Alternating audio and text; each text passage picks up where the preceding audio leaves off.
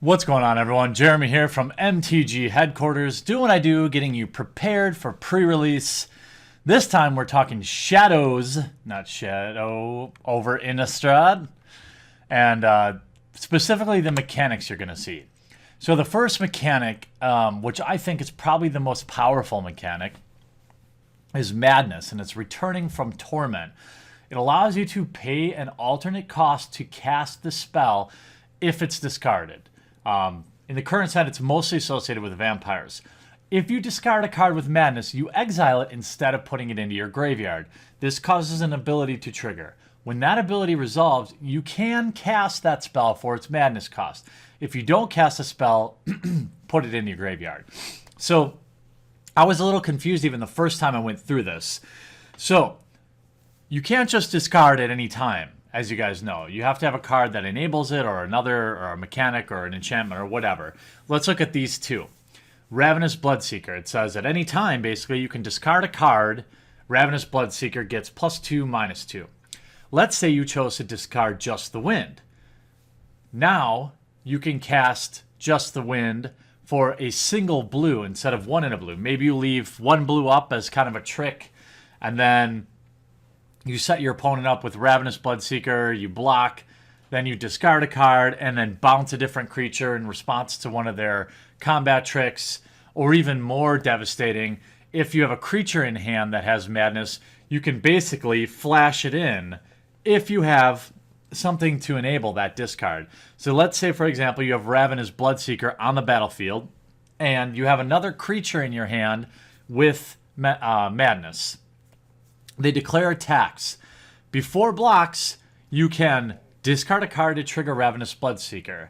If that card is a creature that has Madness or an enchantment or whatever, you can cast it at that time. So you can have a surprise blocker, a surprise enchantment that changes the way the game is playing out or whatever. I think of the multiple mechanics, Madness is probably the most complex for newer players. Even I confused it the first time I recorded it.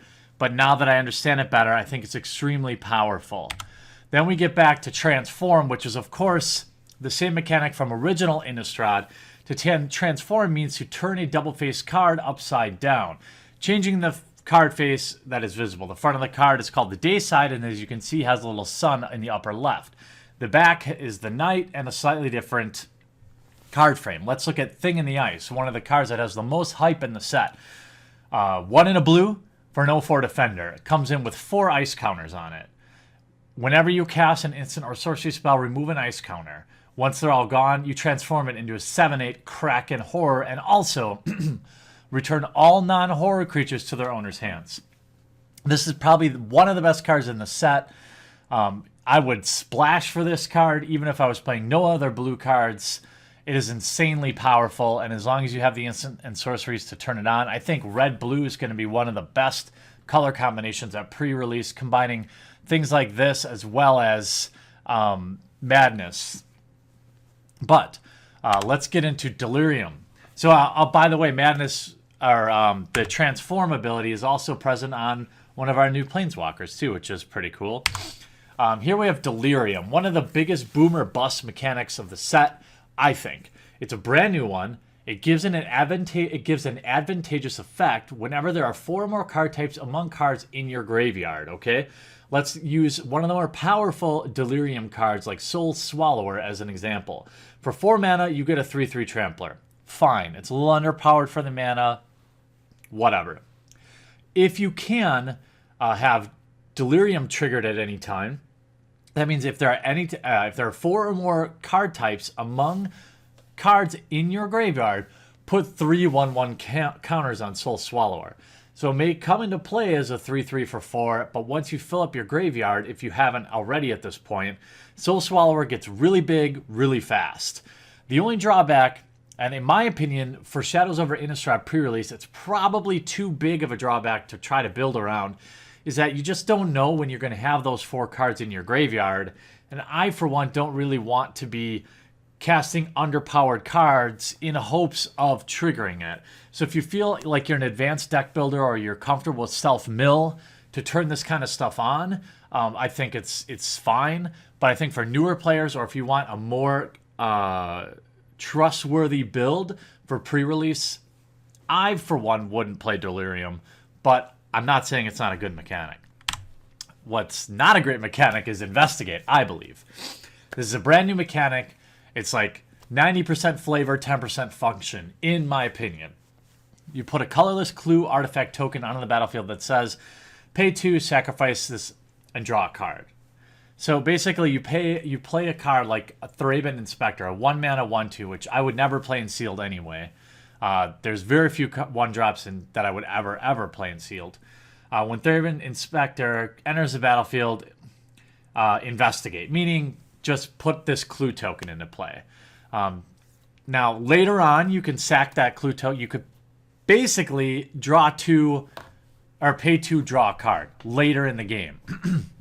It gives colors that don't traditionally have card draw an actual reliable card draw mechanic. So I think that is important. And if anything, in Sealed, if you're in colors that you have a few of these cards that have Investigate, it might be worth playing them. Just because late game, board stalls are a real thing in Sealed, especially at pre-release. And being able to outdraw your opponent late game will lead you to victory. So maybe playing a couple of these isn't a horrible idea, but I just wouldn't go crazy with cards that have Investigate, because again, they're often going to be underpowered in exchange for this future possible gain. And finally, we have Skulk. It's a new evasion type, and this basically says this creature can't be blocked by creatures with greater power. So this is a 3-mana 1/3 with lifelink and Skulk. Fine.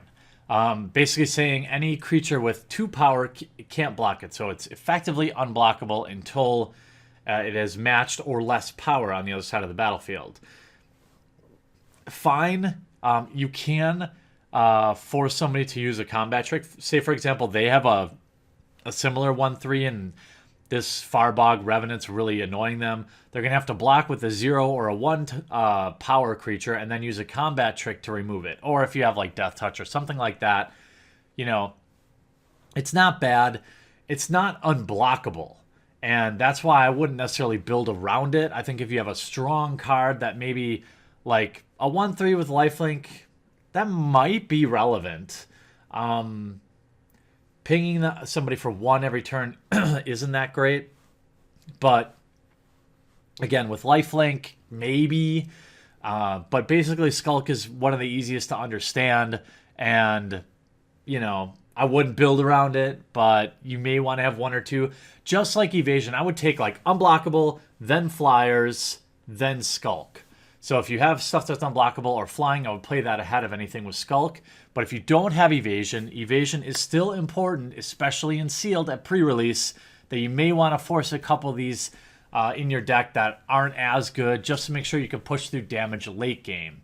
So these are most of the mechanics most of the things you're going to face at Shadows over Innistrad pre-release. If I had to weight them, I would definitely say opening a pool full of Madness cards seems pretty good. Transform is just a thing. Any card can have it. Delirium, I think the risk is just too high. I mean, you might get that like crazy mythical pool that just has everything you need. It could happen.